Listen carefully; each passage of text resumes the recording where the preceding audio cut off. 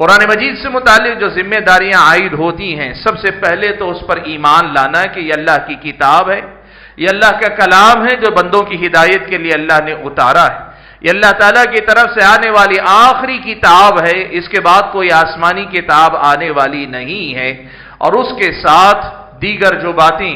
اس قرآن میں جو بھی بتائی گئیں ان سب کو سچا جاننا، اور جو بھی باتیں اس میں حکم کے طور پر یا منع کے طور پر آئی ہے ان کو تسلیم کرنا، قرآن پر ایمان لانا پہلا حق ہے۔ دوسرے نمبر پر یہ ہے کہ ہم اور آپ قرآن پہ عمل کریں، اور ظاہر بات ہے عمل کرنے سے پہلے مرحلہ آتا ہے قرآن کے سمجھنے کا۔ یہ فرض کفایہ ہے کہ مسلمانوں کے اندر کم سے کم ایک جماعت ہو جو قرآن کو سمجھنے والی ہو،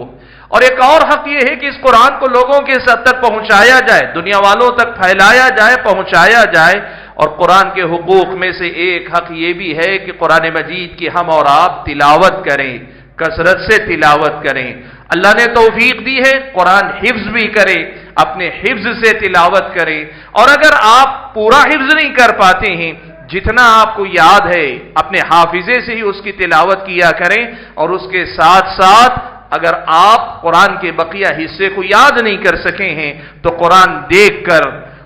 کو دیکھ کر کم سے کم قرآن کی تلاوت کرتے رہیں، اس لیے کہ اللہ نے فرمایا الذین آتیناہم الکتاب یتلونہ حق تلاوتی، ہم نے جنہیں کتاب عطا کی ہے وہ لوگ اس کی تلاوت کرتے ہیں کما حق ہو، جیسے اس کی تلاوت کا حق ہوتا ہے۔